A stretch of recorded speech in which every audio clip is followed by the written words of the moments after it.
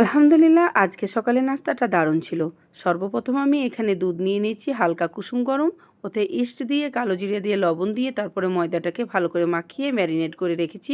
এদিকে আমি ডাল নিয়েছি, ডালটাকে রাতে ভিজিয়ে রেখেছিলাম, তো বয়েল করে নিয়েছি। ওর সঙ্গে কিছু আলু দিয়ে দিয়েছি। এবার তেলে আমি কুচি করা আদাও দিয়ে দিয়েছি, আর সব কিছু মশলা দেওয়ার পরে আমি পাউডার মশলাও দিয়ে দিয়েছি। তারপরে মাংসটাকে আমি ভালো করে কষে নেব, এটা একটু সময় লাগবে। তারপরে মিট মশলা দিয়ে দিয়েছি, এখানে কিছু লাফা দিয়ে আবারও আমি একটু জল দিয়ে কষে নেব। তো হয়ে গেছে ভালো করে কষা। তারপরে আমি দই দিয়ে দিচ্ছি, দই দিয়ে আবারও ভালো করে কষে নিচ্ছি। আলুটা যে ম্যাশ করে রেখেছিলাম ওটা দিয়ে আরও 2 মিনিট ফুটিয়ে নিয়েছি। তারপরে আমি আস্তে আস্তে যে কলাইগুলো হয়ে গেছে বয়েল, ওগুলো আমি দিয়ে দিচ্ছি ডালগুলো। তারপরে কাসুরি মেথি, গরম মশলা, ভুনা হওয়া জিরা, আপনারা সব কিছু দিয়ে এটাকে ভালো করে নেড়ে রেডি করে নেবেন। এদিকে তেলটা গরম হয়ে গেছে, তো আমি এইভাবে একটা করে দেখিয়ে দিচ্ছি সর্বপ্রথমে। এগুলো খেতে খুবই সুস্বাদু এবং অনেকক্ষণ ধরে এটা সফট থাকে।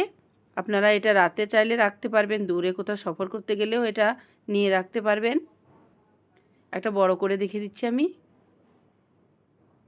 এই ডালের সঙ্গে যদি খান তা দারুণ লাগবে, অসাধারণ, সত্যি বলে বোঝাতে পারবো না। আপনারা এটা বাড়িতে জরুর ট্রাই করে দেখবেন।